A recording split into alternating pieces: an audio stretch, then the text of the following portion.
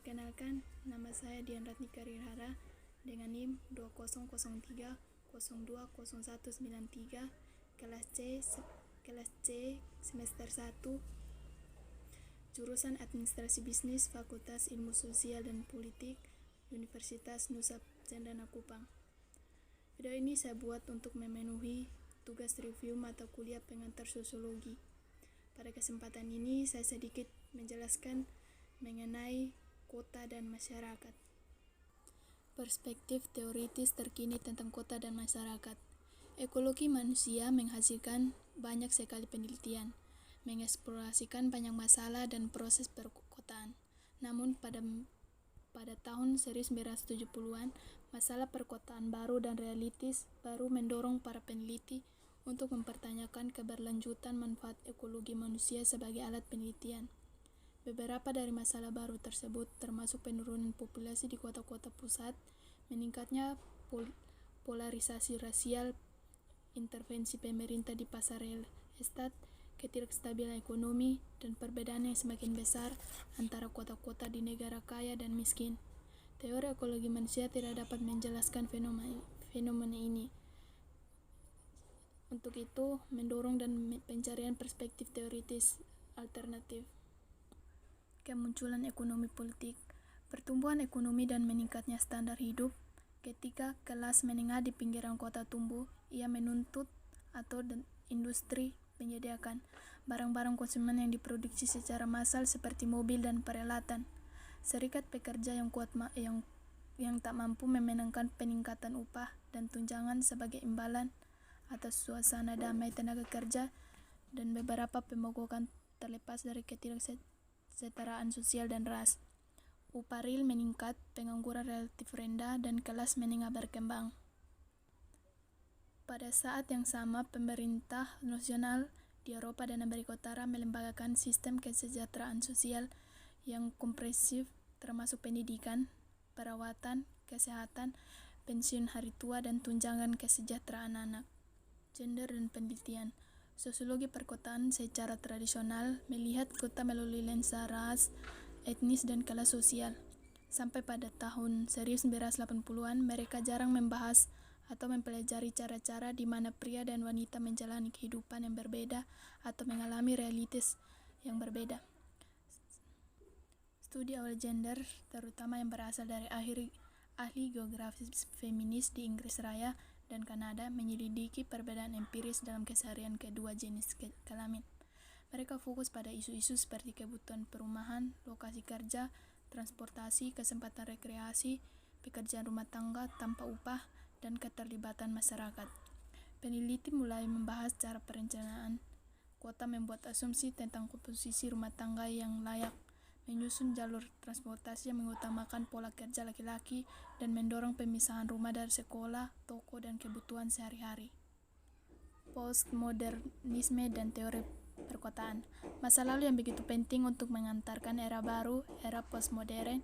Ada beberapa definisi ilmiah tentang postmodernisme yang ada pada beberapa peningkatan, dari yang konkret hingga abstrak. Tingkat pertama adalah arsitektur. Postmodernisme adalah praktik pencampuran sejumlah gaya arsitektur yang berbeda dalam satu bangunan. Pada 1980-an, gaya eklektik ini sebagian besar menggantikan gaya modernis dari kotak kaca dan baja sederhana. Tingkat kedua adalah kota itu sendiri. Kota postmodern dianggap sendiri dari banyak pusat tanpa organisasi spasial yang jelas, berlawanan dengan kota industri modern dengan distrik bisnis pusat dan pinggiran kota sekitarnya, misalnya Chicago. Tingkat ketiga adalah proses berpikir para ahli teori, sementara modernis menggunakan proses berpikir linear, percaya pada kemajuan dan mencoba memahami mengapa sesuatu terjadi. Postmodernis menggunakan proses berpikir potong dan tempel atau bunga rampai, melihat banyak realitas yang saling bertentangan secara bersamaan dan tidak percaya bahwa penjelasan tentang realitas atau metanaratif memiliki makna objektif yang berbeda dari makna yang diberikan kepada mereka oleh individu. globalisasi dan dampak pada kota. Globalisasi ekonomi telah melemahkan atau menghilangkan hambatan arus informasi, barang, uang, dan orang-orang melintas batas-batas negara. Perjanjian perdagangan bebas internasional telah menggantikan tarif dan kontrol imigrasi yang hanya membuat ekonomi nasional agak terisolasi satu sama lain. Pertimbangkan bagaimana globalisasi telah mengubah sifat dan lokasi manufaktur. Misalnya didorong oleh persaingan, perusahaan yang mencari tenaga kerja yang lebih murah semakin memindahkan produksinya ke luar negeri ke negara-negara berkembang di dunia ketiga. Teknologi transportasi dan komunikasi modern telah memungkinkan perusahaan untuk mengkoordinasikan proses manufaktur yang berlangsung di beberapa lokasi negara yang berbeda. Jalur perakitan global ini telah menurunkan upah manufaktur dan memindahkan pekerjaan manufaktur keluar dari negara-negara industri. Perubahan ekonomi perkotaan. Sebagai tanggapan terhadap perubahan ekonomi perkotaan, banyak kota telah mengadopsi strategi pembangunan ekonomi untuk menarik dan mempertahankan lapangan kerja. Campuran tipikal strategi untuk sebuah kota akan mencakup kombinasi mendukung industri baru, misalnya pariwisata, memperkuat industri yang sudah ada, misalnya perbankan, dan menarik industri seluler, misalnya manufaktur berteknologi tinggi atau kantor belakang, bekerja seperti akun. Selain itu, banyak kota telah memprakarsai program pembangunan kembali kota untuk memodernisasi bangunan fisik kota. Skema pembangunan kembali biasanya melibatkan penghancuran pabrik, perumahan, dan jalur transportasi yang sudah usang dan menggantinya dengan infrastruktur yang sesuai dengan industri yang ingin mereka tarik. Kemiskinan yang terkonsentrasi. Beberapa kebijakan telah diusulkan untuk mengatasi masalah kemiskinan yang terkonsentrasi. Salah satu strateginya adalah memberi penduduk di lingkungan miskin tinggi kesempatan ekonomi dan pendidikan lebih baik dengan membantu mereka pindah ke lingkungan tetangga yang lebih baik. Hal ini diwujudkan dalam program yang disebut Moving to Opportunity atau MTO yang dimulai oleh Departemen Perumahan dan Pembangunan Perkotaan AS di 5 kota mulai tahun 1994. Program ini menggunakan voucher atau sertifikat sewa untuk mensubsidi sewa di apartemen milik pribadi sebagai alternatif ke perumahan umum di lingkungan miskin. Strategi kontras adalah pengembangan masyarakat, yaitu menanamkan sumber daya untuk meningkatkan perumahan, pendidikan, dan pembangunan ekonomi di lingkungan dan kota. Strategi pengembangan masyarakat mengasumsikan bahwa penduduk perkotaan di lingkungan miskin memiliki aset termasuk tenaga kerja, penempatan, dan organisasi kemasyarakatan yang dapat membantu mereka memperbaiki lingkungan. Mereka juga mencatat bahwa meskipun banyak orang miskin memilih untuk meninggalkan lingkungan miskin, orang, bangunan, dan lembaga yang tersisa merupakan aset yang tidak dapat ditinggalkan oleh kota. Beberapa kombinasi dari kedua strategi tersebut mungkin diperlukan untuk mengatasi masalah kemiskinan yang terkonsentrasi. Pemisahan kelas sosial dan hubungan perkotaan pinggiran kota.